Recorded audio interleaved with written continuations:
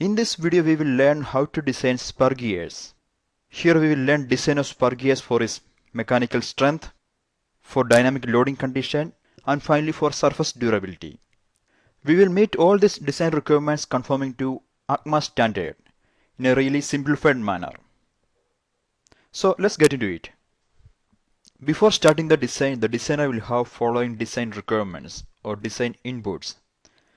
His gear should be able to transform one angular velocity to another angular velocity, RPM1 to RPM2, and it should transmit a specified amount of power. Also, there will be some space constraints, so his design should be able to meet that also. And most of the time, material of design is an input to the designer. So using this design data, the designer has to find out the following gear parameters, such as number of teeth on both the gears, and pitch circle diameter, and addendum and dedendum, face width, and tooth thickness. So these are the outputs we are expecting from a gear design. So let's see how we can deduce these values from this input data. We will start the design by considering the space limitation constraint. The designer can't design a gear of any size.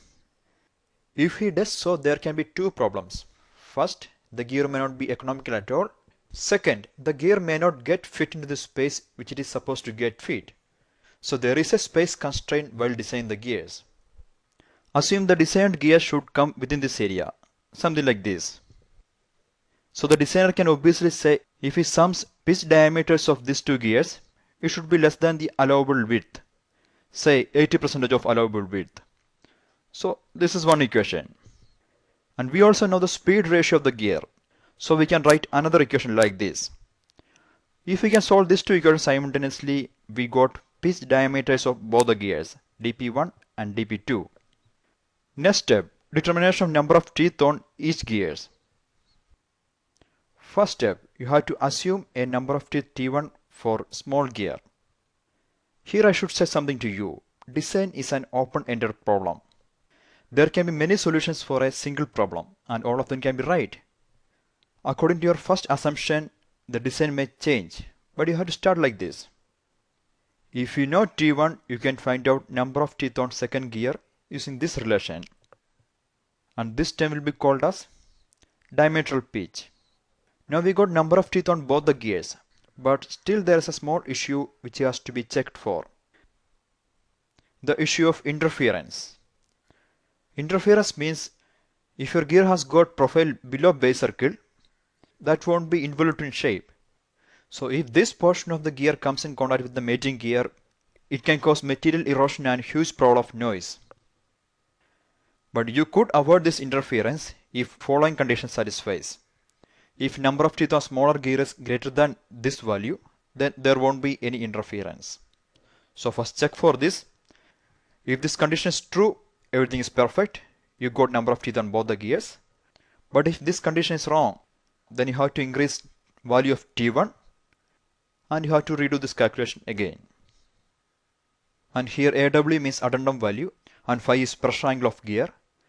And usually designers take pressure value of 20 degree. In that case, you can take addendum of 1 module and dedendum of 1.2 module. And module is defined like this. Next, design for strength of the gear, or your gear should be able to withstand the force acting on the gear. Here F is a force acting on the gear, and it has got two components, one tangential and one radial. And this tangential component will induce a bending stress over root of the gear. And if maximum value of bending stress induced over here is more than the allowable stress limit, the gear will fail. You can avoid this kind of failures by designing with the help of an equation called Lewis bending equation. Before proceeding to the Lewis bending equation, we should determine tangential force first. You know tangential force at the gear multiplied by pitch line velocity will be same as power transmitted. And you know the power transmitted, so you can solve for Ft. Now according to Lewis bending equation, maximum bending stress induced over here will be this. A pretty simple equation, but it has got one main problem. The value of L and T square. This is somewhat difficult to determine. So what we'll do, we'll transform this equation like this. In terms of diameter pitch and a term called Lewis form factor, y. The value of y, Lewis form factor, is a function of pressure angle phi, addendum, dedendum and number of teeth. There are tables and graphs from where you can find out Lewis form factor value using these inputs.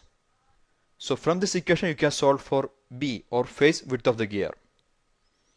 But if you design a gear using this equation, that will be so unrealistic. Because here we are considering our gear like a cantilever.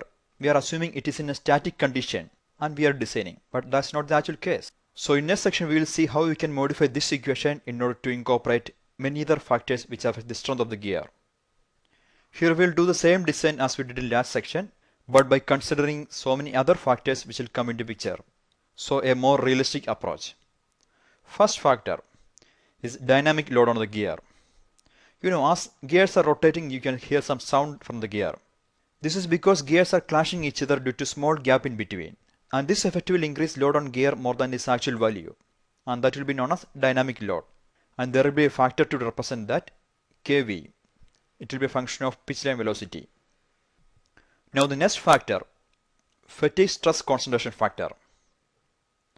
There can be localized stress on the root of the gear, and value of this can be much higher than the average value calculated from the previous method. So this factor accounts for that. And there are factors which will consider overload and load distribution on the gear, K and Km. Load distribution comes due to non-uniformity in the load. If you are supplying a uniform load, then Km value will be 1. Now considering all these factors, Lewis equation can be written like this. Value of all these factors are more than 1. So in effect these factors will increase the maximum induced stress value. And this is also called as Akma strength equation. And general representation of this equation is like this. Here a new term J is introduced by rearranging the value of Y and Kf like this. So in fact both are same. So from this equation you can solve for value of B, which is face width of the gear. With this we have found out all the parameters we wanted. But gear design is still not complete because of this reason. Even if your gear is having good mechanical strength, it may fail due to lack of surface resistance. And this is known as surface failure. And surface failure is explained in this diagram. If you push two cylinders with a force F, there will be shape deformation on the contact point. And this will lead to cracks and pits if your surface doesn't have enough surface strength. So you should check for that also. And the same phenomenon can happen for gear also. Here there can be cracks or pits due to surface failure. In order to make sure such failure doesn't happen, first you have to calculate the surface contact stress. And this stress is a function of all these parameters. And there is ACMA standard correlation available for this purpose. And if the surface contact resistance is less than a critical value, then your design is safe. Otherwise you have to redesign your gears. Hope from this lecture you got a pretty good introduction to design of Spur Gears. Thank you for watching the video. Have a nice day.